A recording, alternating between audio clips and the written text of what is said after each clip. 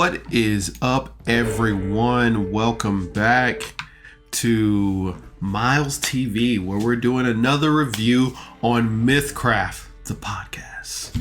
We are looking at episode 2, campaign 1, A Siege on the Seas.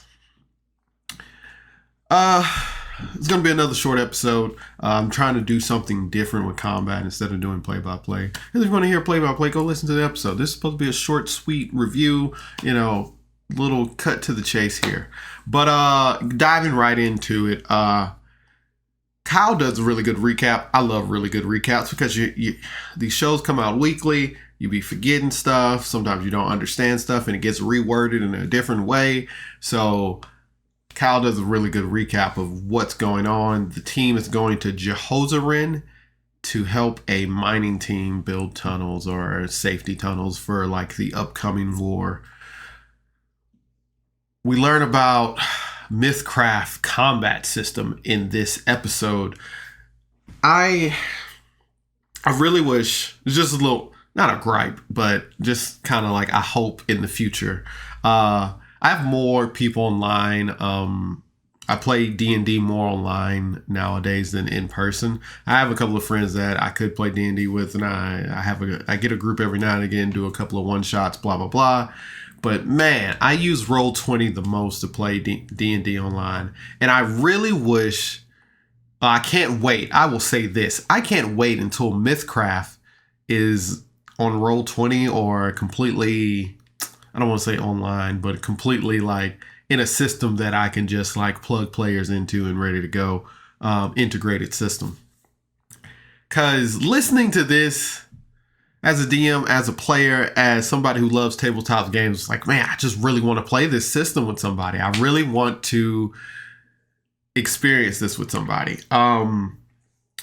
But anyway, so we get an idea of MythCraft's combat system. I know throughout the podcast so far, we've heard like things like I'm gonna roll this against their body, against their will, against this and that. So the combat episode really ties into that very well.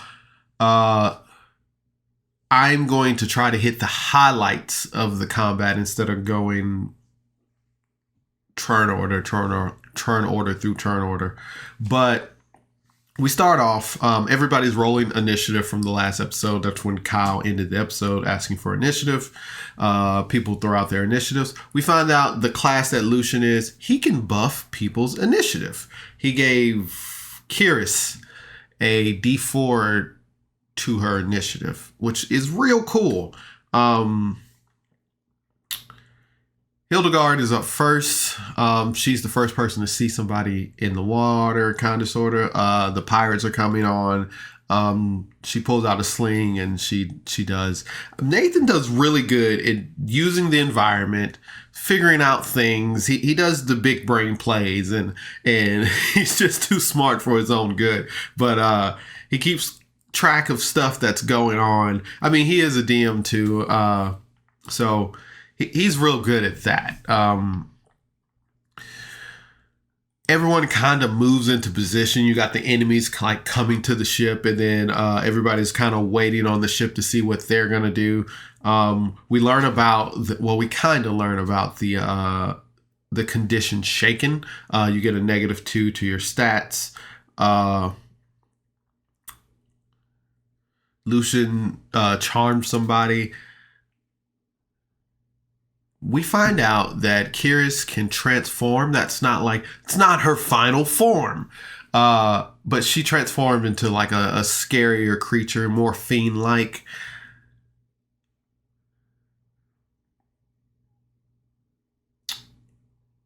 We find out that for a golem, I picture golems as Warforged type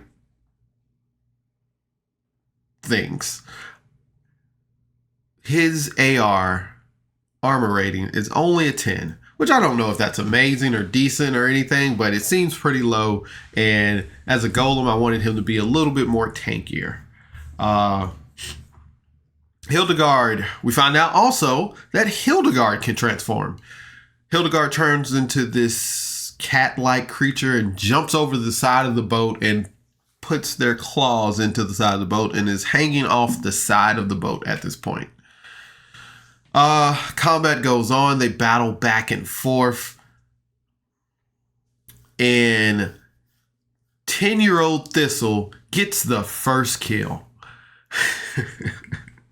I still love the fact that Thistle is 10. I don't know what I didn't hear when I first listened to this campaign.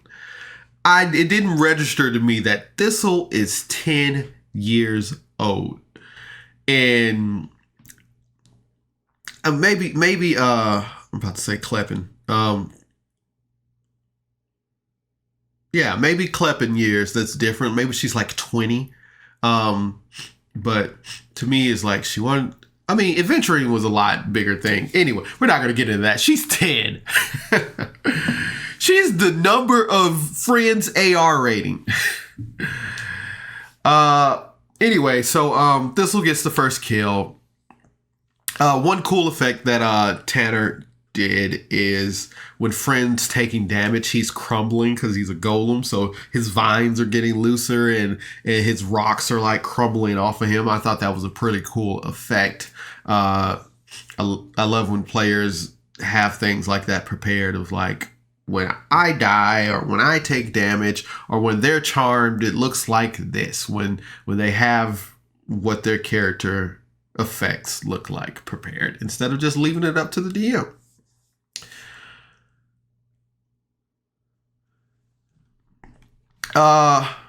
Hildegard gets the next kill. Some of the pirates kind of sense the situation or are low on health and they try to run away. A lot of them jump into the water. A lot of them jump to their own boat. Everybody chases after them. Everybody tries to attack them in some way. Thistle is shooting arrows. Old Man Harlow was going to do something, but he doesn't. Which surprises me next. Kyrus says, you know, you don't have to kill everything, right? You can let some people go. I respect Kyrus for not being a murder hobo. She's not a murder hobo, and I respect her for that.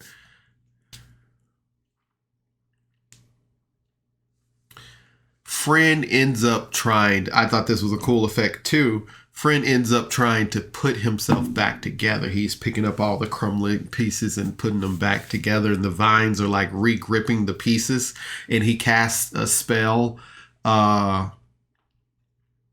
forgot the name of the spell, but he casts a healing spell on himself. And that's what it looks like when he's healing himself. Because he's losing his pieces, then he puts them back together. If you play League of Legends, it kind of reminds me of Zac.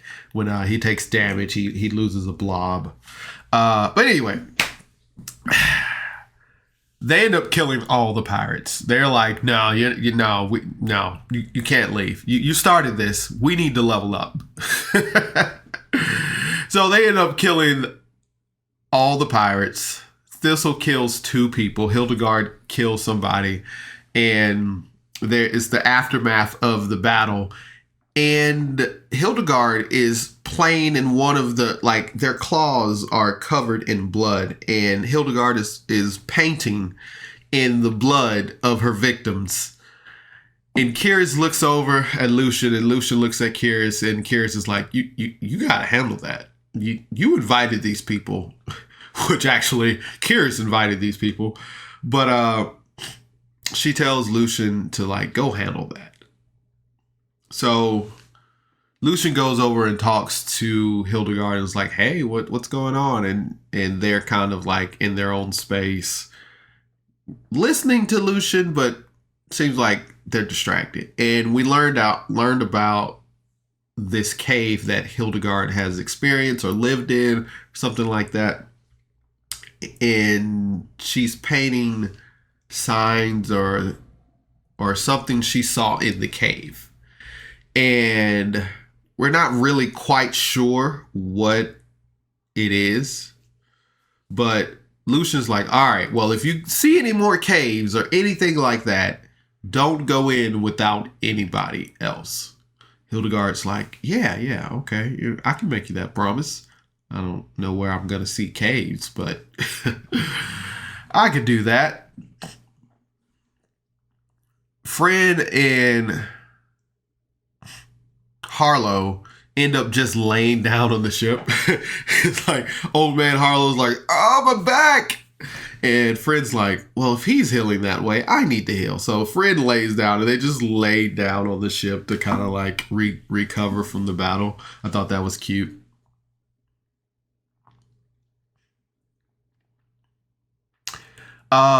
Fairfield, I thought Elmswish was driving the boat, but it's actually Fairfield.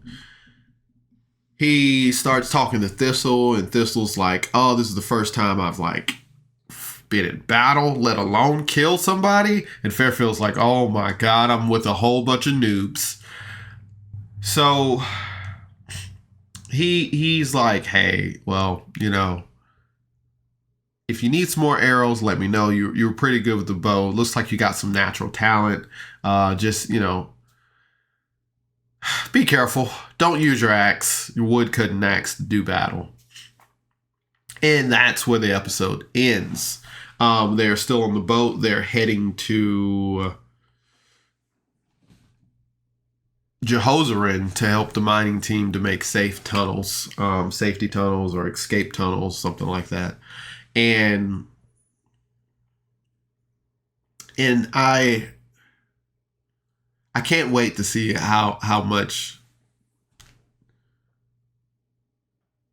because I think they're all level 1 or 2, and I can't wait to see how much they evolve and more of this system and more of like what everybody can do.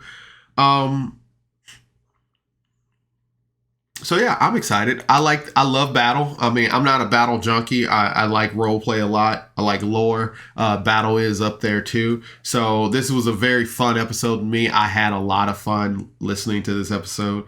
I love enemies that just don't sit there and fight. They like, oh, well, this is getting bad. We should run away. So this episode was great to me. 10 out of 10 for me. I'll give this episode a 10 solid combat level episode out of 10. It's a great episode. Probably going to hear that a lot more from me because all these are great episodes. Yeah, as always, thanks for tuning in to Miles TV. If you got any ideas how to narrate a good battle without doing one-for-one scenes, give me some ideas. Just hit the hot spots, talk about MVP. Thistle MVP, by the way. I meant to say that earlier. Thistle is the MVP of this battle. She killed 2 people. Her KD is I should do the math on her KD for reals, but her KD is 100% right now. She's killed everybody she's tried to kill. But yeah, 10 out of 10 episode, great episode. If you guys got any ideas, let me know, and we will go from there. Thanks for tuning in as always. Bye.